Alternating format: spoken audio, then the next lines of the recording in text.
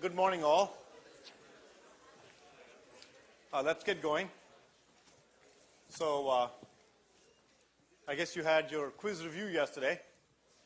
I hope you guys didn't beat up on the on Roshan and who else was it?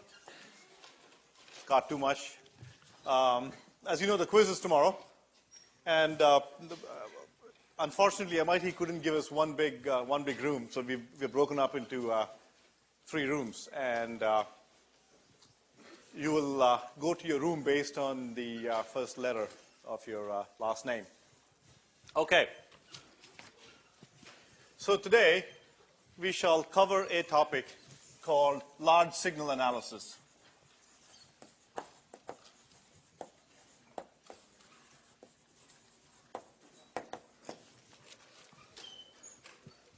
So, in the last couple of lectures, we looked at one, dependent sources, abstractly, and then we looked at a amplifier built using a practical dependent source called the MOSFET. Now, the MOSFET had to be operated in a given region of its operation in order to behave like a current source.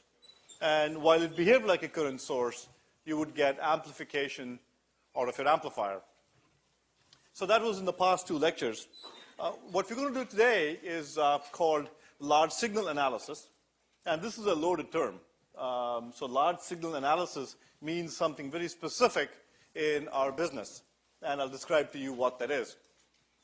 This analysis involves looking at a circuit containing, for example, a MOSFET, and figuring out how to get that device to operate in a way that the MOSFET was always in saturation. Okay? So you had to figure out, based on parameters that you could control, how to establish those parameters so that the circuit operated in a way that the MOSFET was always in saturation. Okay? So large signal analysis involves that. And although the examples we use the MOSFET, the same kind of analysis can apply to any other device. Remember, your MOSFET is a primitive element, that we use as an example in this course. There are other primitive elements that you can use. The course notes, for example, discusses a couple other devices. One is the bipolar junction transistor, the BJT, and works through a complete example from start to finish involving a circuit containing a bipolar junction transistor. And you can do a large signal analysis of that device as well. It turns out that you need to operate that device in a region, in an interesting region of its operating space. And so you can conduct a large signal analysis of a circuit containing that device and figure out how best to operate that circuit. So that's large signal analysis, and we'll do an example. I'll explain how this is done using an example today. So to quickly review where we've been so far, so we looked at this little structure here, our MOSFET amplifier.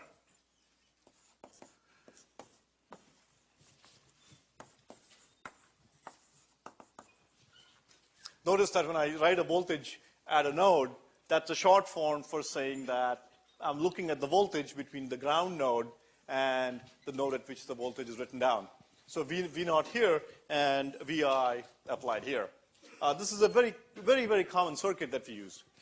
To emphasize one more point, in general, in the kind of circuits we look at, both in this course and in practical, in real life, there are a few patterns that we use very commonly that keep repeating all the time.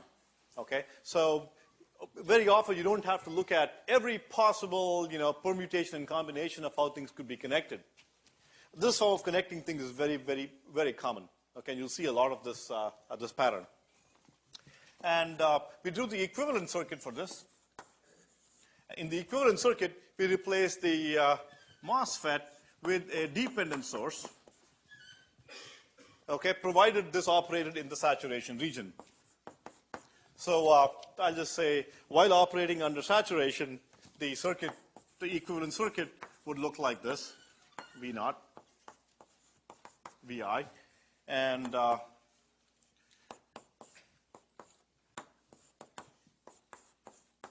IDS for the dependent source was given by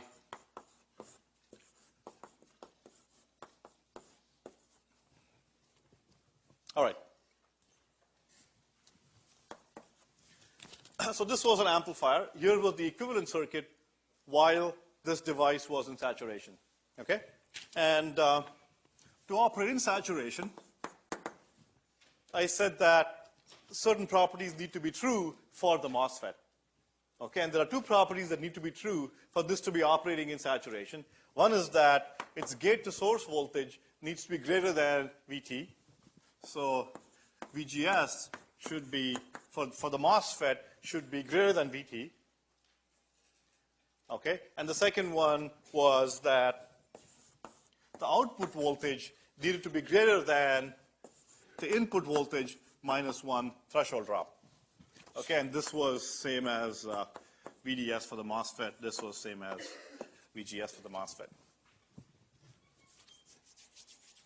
So what are we really saying here? What we're saying is that, look, we built the circuit using a MOSFET, okay? And it's up to us as engineers to choose its operating points in a way that these two properties hold.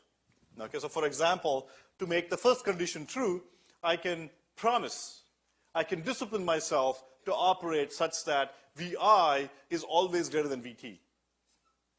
Okay?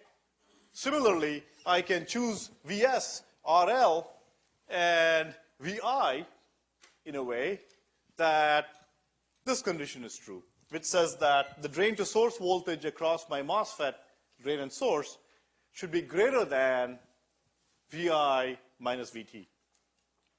Okay, so as an example, if Vi was 2 volts and Vt was, say, 1 volt, then what I'm saying is that V naught should be greater than or equal to 2 minus 1, or 1 volt. Okay, so I need to keep this high, 2, 3, 4, 5, whatever, a high voltage, so that this guy stays in saturation. Okay, the relevant readings for the material that we're going to cover in the course notes are in 7.5.1 and 7.6.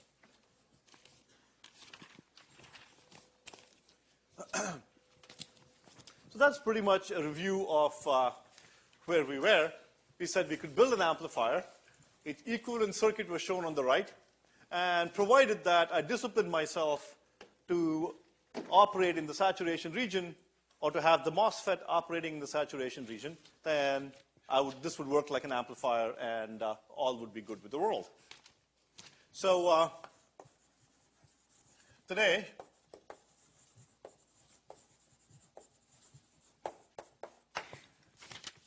we look at large signal analysis of a circuit, and the example would be a circuit, this circuit up here containing a MOSFET.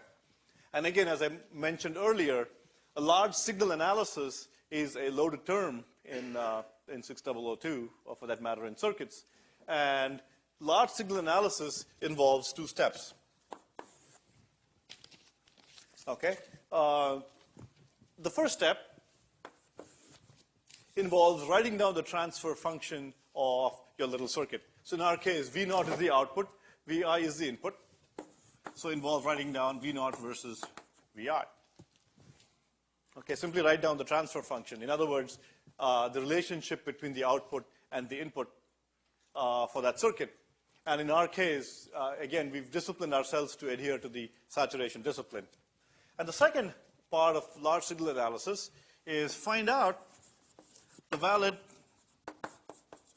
input operating range.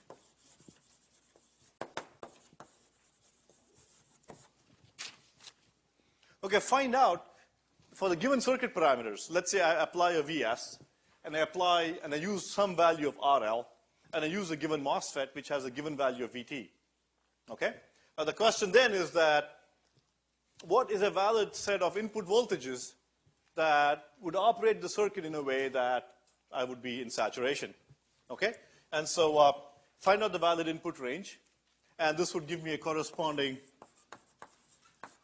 output range.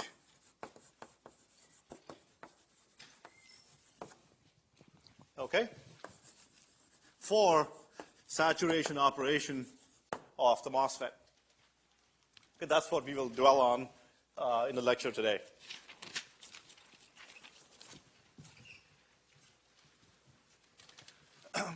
So what we're saying here is that if I'm careful with how I apply VI for a given value of RL and VS, and for a given choice of my MOS transistor, then I can stay within saturation, provided I select my input voltages carefully.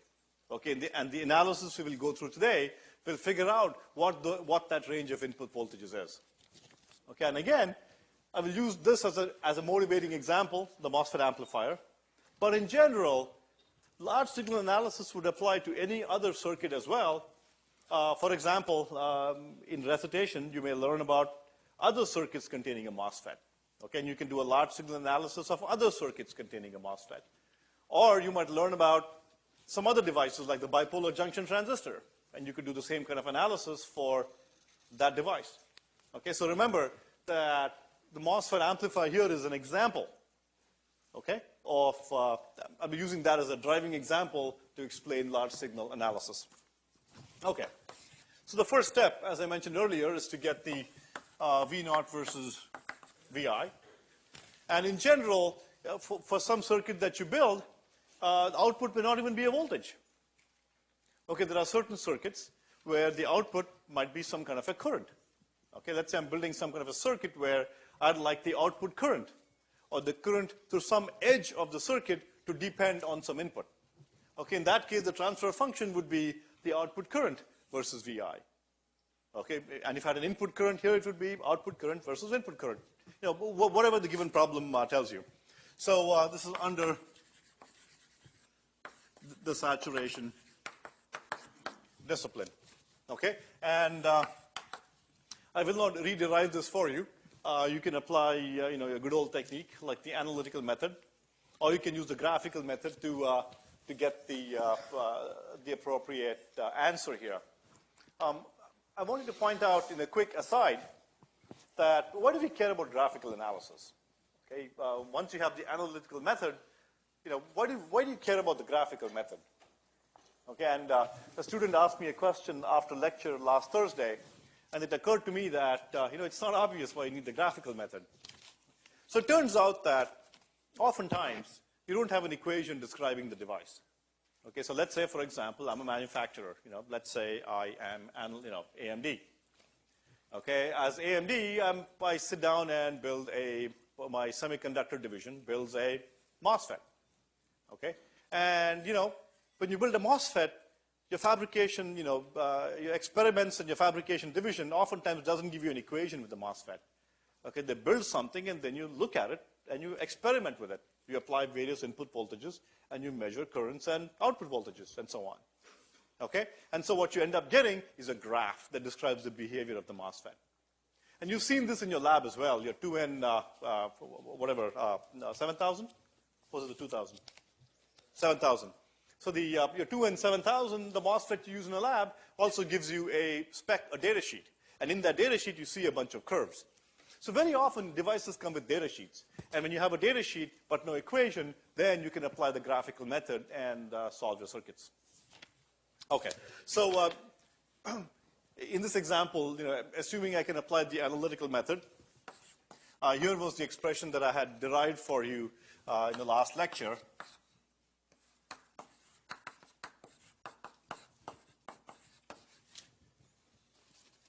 Okay, so V0 was related to VI using the square law relationship.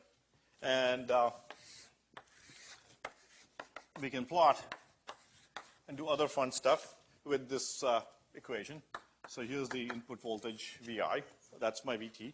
So notice that VO is VS. This is true when VI greater than or equal to VT, and V0 greater than or equal to VI minus VT.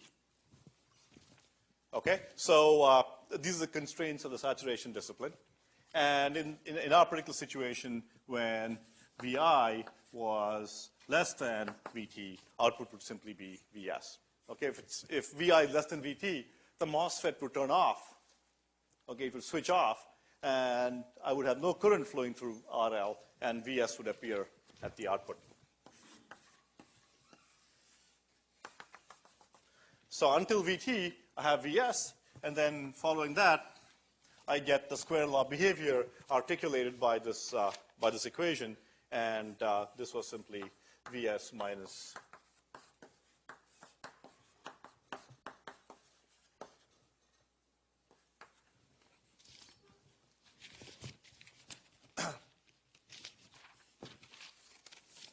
Okay, so that's the first part. You've seen this before. The transfer function shows that I have a square law dependence between Vi and V0. So now I can embark on the second step of my large signal analysis, and my goal is to find the valid input operating range. So what does that mean? What I'm looking to do here is for this little circuit is drain, source, gate, Vi, V0, RL, and Vs. What I'm looking to do is that given a value of the supply Vs, RL, and a MOSFET, in our case, given a MOSFET implies that there's a given value of K and a given value of Vt for that MOSFET. So what I'm going to do is find out, let's assume Vi is my free variable here. So my goal will be to find out the range of Vi for which this device stays in saturation. Okay? And I'll use a couple of methods to do that. And I'll use both a combination of a graphical method to give you intuition, and then apply analytical analysis to get down to specific answers. So let's start with the intuitive part.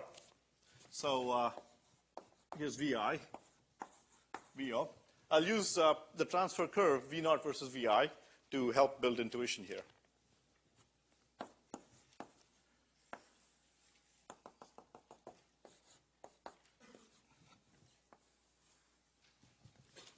So that's what it looks like.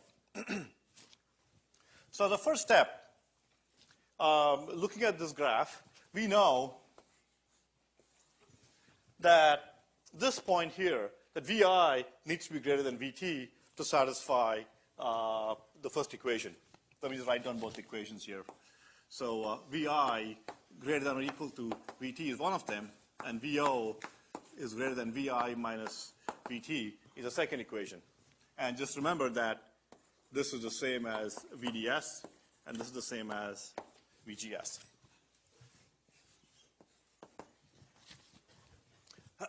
So Vi must be greater than Vt for the MOSFET to turn on, and so therefore the operating range starts at this point. The valid operating range starts at this point and is somewhere up here. Okay, so the first part is pretty easy. Somewhere here, somewhere at that point, my output voltage V0, not quite sure what that point is, my output voltage V0, as this keeps falling down, my output voltage V0 goes lower than one threshold below Vi. Okay, and at that point it goes into its triode region, and I need to find out what that point is. So somewhere here, I go into my triode region and begin to show a different behavior than the amplifying square law relationship there, and go into my triode behavior. So I need to find out what this point is. Okay, once I find out what that point is, then this will be my valid operating range. So let's figure out what that point is. So at that point, the following is true. Okay, certainly VGS is, or Vi is greater than Vt. And at that point, the output goes below one threshold the input minus 1 threshold. So at this point, the following is true. V naught is equal to Vi minus Vt. So at that point, the output voltage is equal to the input minus 1 volt, input minus Vt. And if the output goes lower, then it will violate this equation here. Okay, it's no longer greater than that number. So how do we find out what this point is? To build some intuition, let's draw some lines here. So if I draw, let's assume that Vi and Vt use the same scale, say volts. So if I draw a straight line at 45 degrees, then that's a curve representing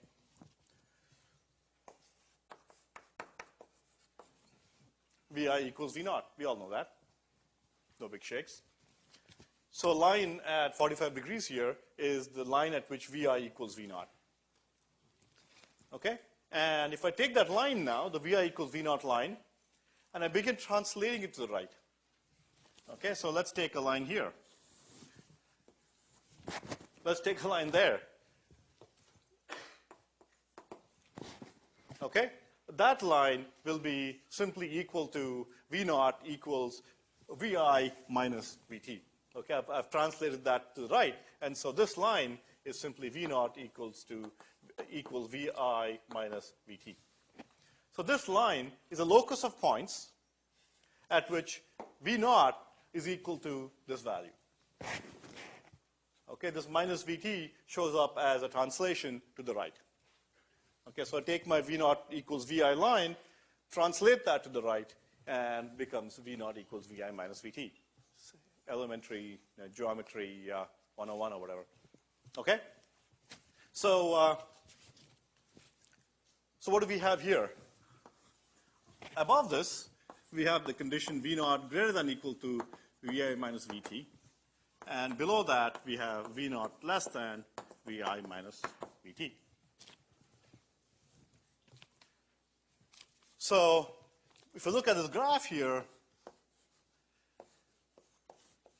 this is the valid input operating range. Okay, starting at this point, greater than Vt. And at this point, my output equals V naught equals Vi minus Vt. This must be the valid operating range. Okay, for the input, here to here. And correspondingly, the outputs are from here to this point to here, like so. So this is my valid input operating range, and this is my valid output operating range, or the corresponding valid output operating range. So what does this say? What this is saying is that if I, as the designer of the circuit, am disciplined enough to apply inputs that are in this range, Vt, to some value here, okay, graphically shown here, okay, then my MOSFET will remain in saturation. And correspondingly, my outputs will go between Vs and some value here. Okay? So hopefully that gives you some of the intuition behind how we get it. And let's continue. Let me label this point X.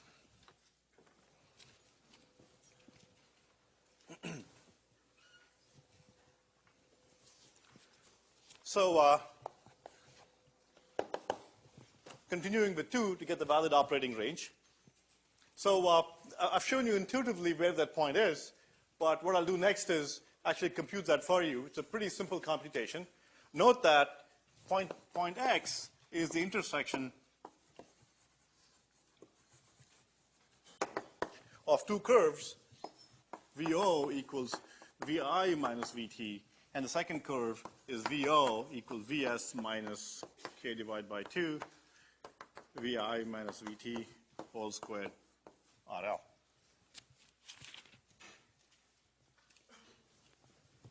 Okay? So the point X is at the intersection of these curves, and I can very easily get that as follows. What I'll do is I'll simply substitute for Vi minus Vt from this equation here and then solve for it. So I get V naught equals Vs minus K divided by 2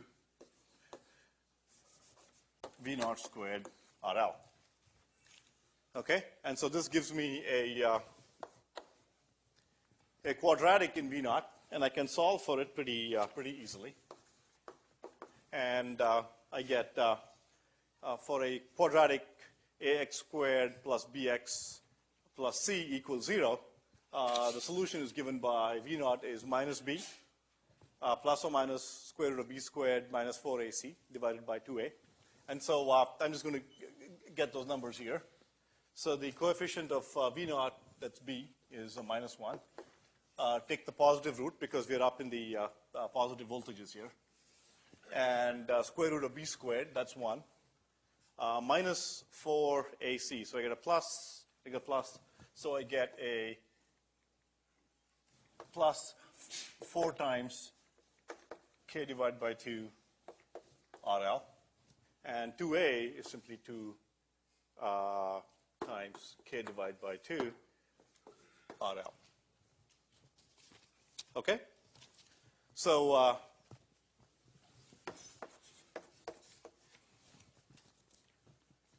that's what I get. So that gives me V naught. So it tells me that V naught, okay, at the point where the output just equals one threshold drop below Vi, is given by the other circuit parameters such as Vs, RL, and so on. Oh, I'm missing a Vs here.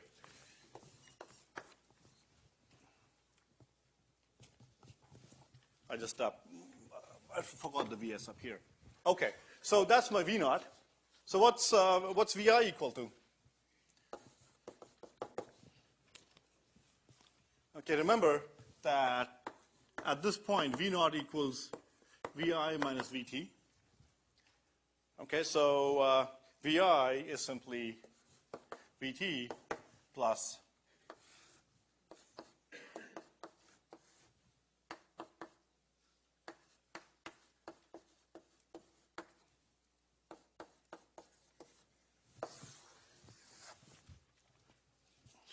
okay. So I haven't taught you anything earth-shattering here. I've just done some grubby math here to solve these two equations. So this is a straight line at 45 degrees from Vt, and this is the transfer function, and I need to find the intersection. Okay, and intersection is given by this point.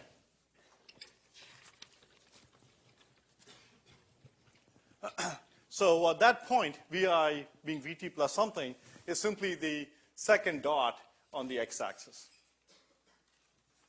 So therefore, I'm pretty much done. My valid input range, for Vi goes from Vt. So it starts at Vt. Okay, that's where the transistor just turns on, and then goes all the way to this point, Vt plus minus 1 plus square root of 1 plus 2k RL Vs k RL. So this is my valid operating range. And again, remember, I won't dwell on this equation because in some sense, you will get a different set of limits for other devices, for other circuits containing a MOSFET, or for that matter, for other outputs that one may be focusing on. So what's more important here is not so much the results that you see, okay, but the process that I've gone through. So what's more important here is how did I get here?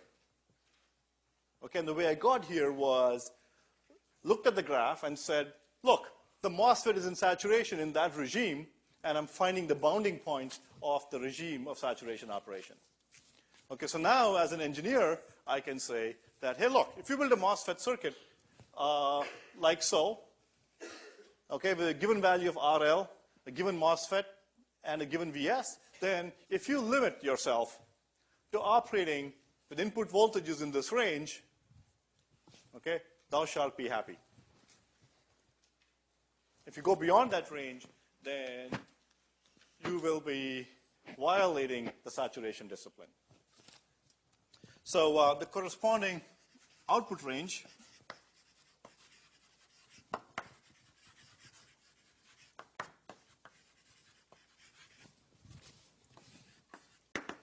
I can write the corresponding output range, and that goes from Vs,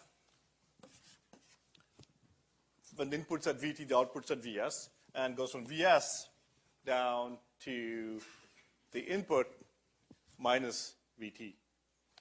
Okay? And which is simply minus 1 plus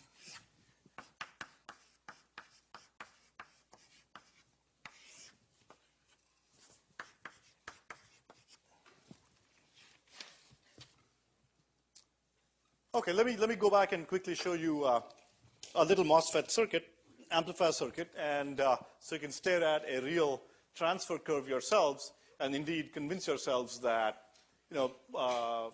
roughly at the point where proportionally shown in the curve up there, the MOSFET indeed goes into its triode region and begins heading out of its saturation region. Can we show it up there? So notice that here, that's the same curve, the transfer function, and the MOSFET, the amplifier output is at Vs until the input reaches the threshold voltage Vt. And once the input goes beyond Vt, the output begins to drop precipitously. And at some point here, this begins to go into its triode region. And what I'm going to do is simply increase the input voltage Vi, and you will see that the output then begins to go into its triode region. Okay, it keeps dropping. And as you can see, the output begins to go into a space where the gain is no longer more than 1. Okay? And this is the triode region of MOSFET operation.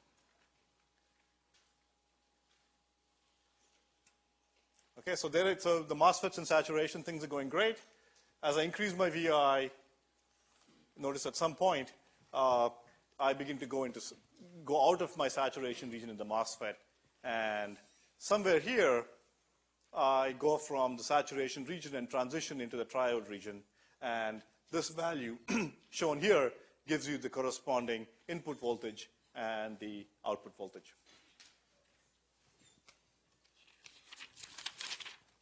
So other practical devices like bipolar junction transistors or MOSFETs and other circuits and so on can be subjected to a similar analysis, and you can find out the valid operating regions for that device as well, or for that circuit. So as a next step, what I'd like to do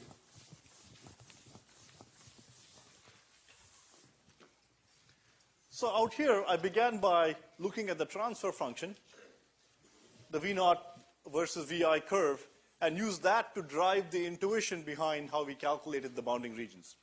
Okay? You can do that.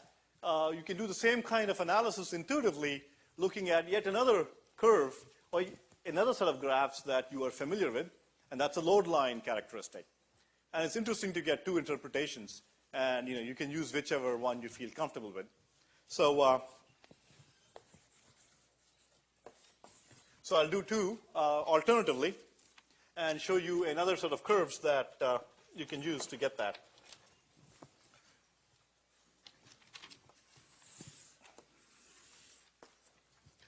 So here, I'm going to plot IDS versus VI. I'm sorry, VDS, which is the same as V0. Okay, this was the load line graph that we'd seen earlier.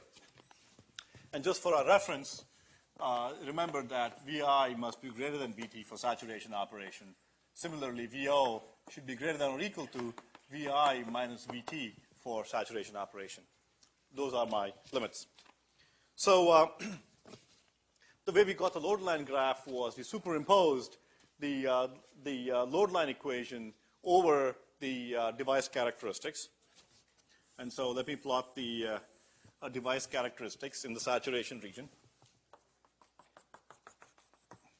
remember that this constraint could be related to the current, as I derived for you in the last lecture as follows. IDS being less than or equal to K divided by 2 V naught squared. Okay, so in terms of my IDS versus VDS relation, this constraint, this latter constraint, is equivalent to IDS being less than K by 2 V naught squared. Okay, so this is that equation. So this line is IDS equals K by 2 V naught squared. And in this region, I have the valid operating region where IDS is less than that quantity. So here are all my other curves for various values of VGS. So here are my device curves, IDS versus VDS. Remember that these curves kind of come down like this for the MOSFET, right? Just that we focus on the right-hand side because that's where the MOSFET is in saturation, and on this side, the MOSFET is in its triode region, and we don't look at, and we discipline ourselves not to operate the MOSFET such that it's in its triode region. Okay, so those were the device characteristics, and then I could plot my load line equation. My load line equation, if you recall, was IDS V naught divided by RL. This was simply obtained by writing KVL at the output, at the loop containing the output node and the supply VS. Notice there that V naught is equal to VS minus IDS times RL. Okay? And that's simply by dividing by RL on both sides and moving IDS to the left-hand side, we get this equation. And this equation gives rise to a curve that looks like this. And what's this point here? This point is when V naught is 0. So when V naught is 0, my IDS is simply VS divided by RL. And this point is obtained when IDS is 0. And under those conditions, VS and V naught are equal. So this is VS. Okay, so this is my saturation region, and this is the triode region. So this was another interesting graph. We oftentimes fondly call it the load line graph.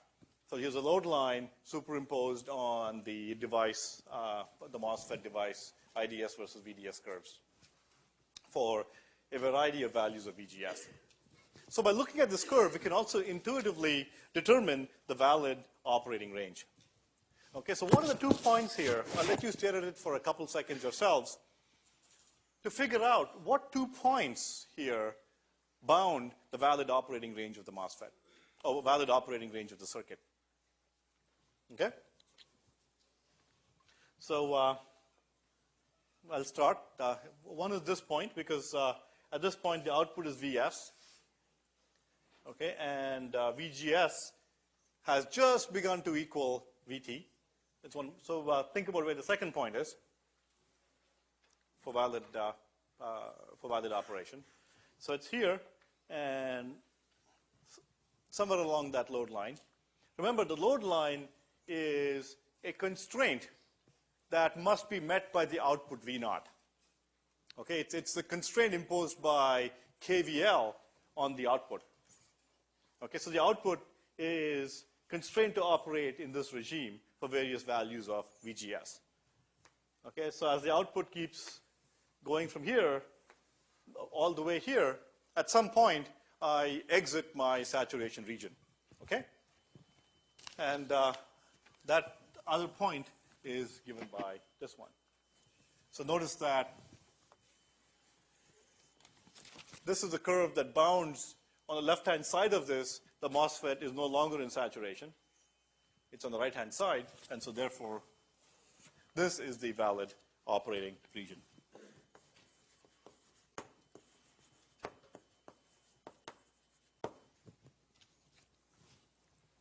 Here to here. So this is good. This is VS. That's good to know. And for this point, I know that VI, which is VGS, equals VT. I know V naught is equal to VS. And IDS at this point is 0. So V naught and IDS being VS and 0 correspondingly are the output operating parameters when VI equals VD. Okay? So that's one point. And let's find out what this point is. So at that point, I get my output just entering the range of the MOSFET triode region operation. And notice that this point is the intersection of two curves, this line and this curve. Okay? So this curve here is given by IDS equals K divided by 2 V naught squared. And this is my my load line here, load line equation. So it's VS divided by RL minus V naught divided by RL. That's it. So I won't go ahead and solve that for you. You can go and check it out and convince yourselves that if you solve these two equations and find out the V naught for this, it should be the same V naught that we obtained using the other graph.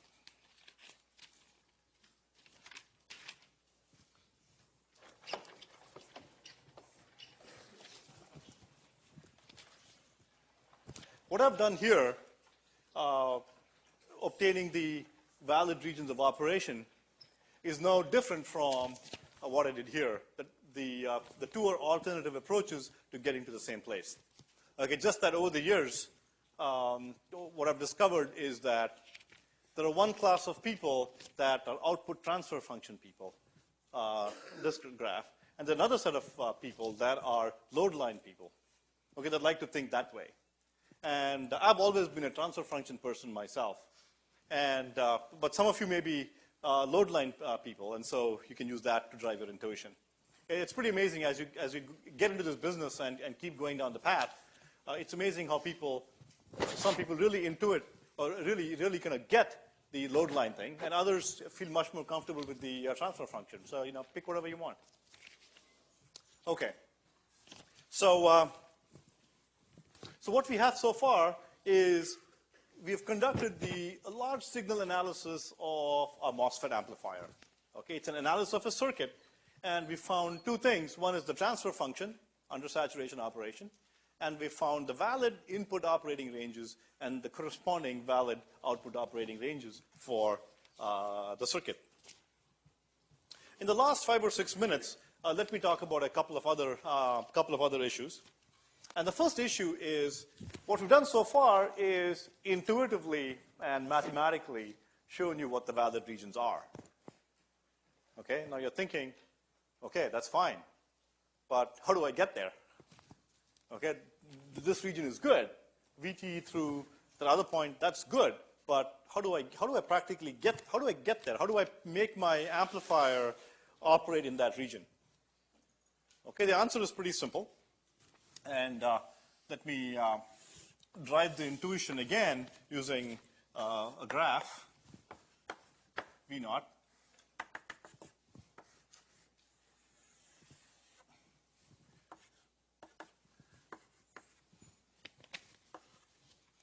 So this is a graph, and I showed you that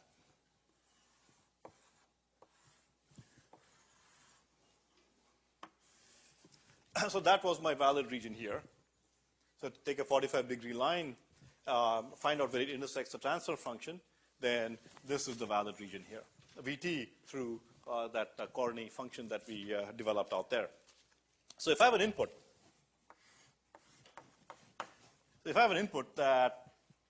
that looks like so, there's some input whose gyrations fall within this range, okay, we'll constantly keep the MOSFET in saturation, okay? And the corresponding output will look like this. Okay?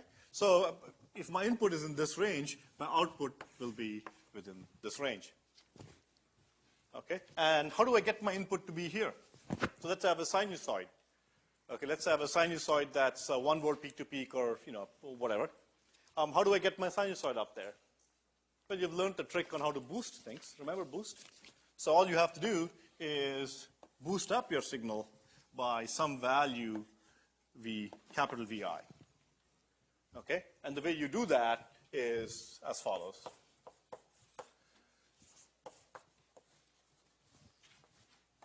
Vs, RL, V0.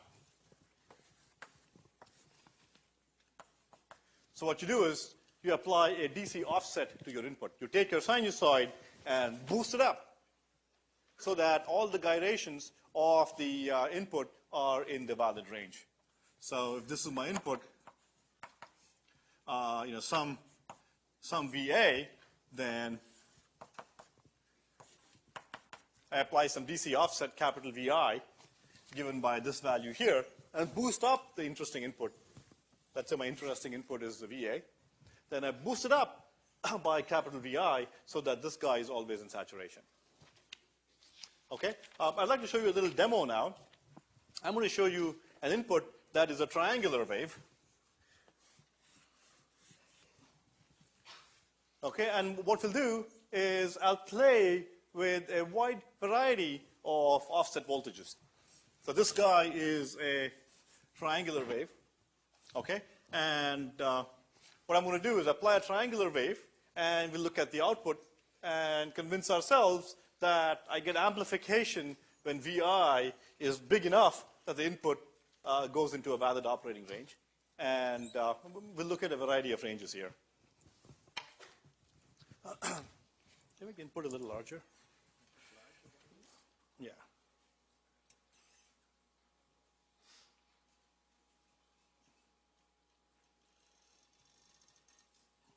Okay. So the triangular wave is my input, and this is my output. This looks nothing like a triangular wave, and the reason is that I don't have the right offset. Okay? So what I'll do is gradually increase the offset on the MOSFET. So at this point, the offset is very low. Okay, I have a very small, near zero offset, and so therefore, my output's a disaster. My MOSFET is not in saturation all the time. So what I'll do here is apply some suitable offset. Is this the one? Yes. We want to switch to, yeah. So you can see this is the input. You can see I'm applying an offset by boosting up the input.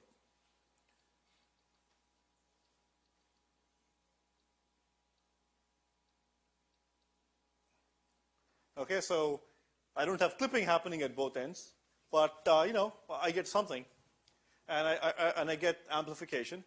Now let me apply way too much of offset. So with this offset, I'm kind of operating here. What I'll do now is apply an even higher offset so that this triangular wave begins to move here. Okay, if I apply a very high offset, what I'm doing is overdriving the amplifier, okay, boosting it so high that the MOSFET is going to go into its triode region, and you're going to see that I won't have any gain. Okay, my output is going to shrink noticeably if I overdrive the input. So notice the input going higher and higher. I'm going to pull the trigger point down. There you go. So notice that as I boost up my input even higher, notice that the output is a really small, image of what the right input should be. Okay, the right answer here, of course, is that I apply some right amount of offset to boost up the input into the right regime so that the output is seen to be in some amplified version of this input. Okay, so I showed you three things. One is very little offset. Okay, that was like so as the thing comes down. Very high offset, gets killed again, and the right amount of offset. Okay, but notice that we still have a problem, even with the right offset. the output is completely is not linearly related to the input. It's nonlinear. And the answer to get a linear response is good old small signal stuff. And we'll look at the small signal part in the next lecture.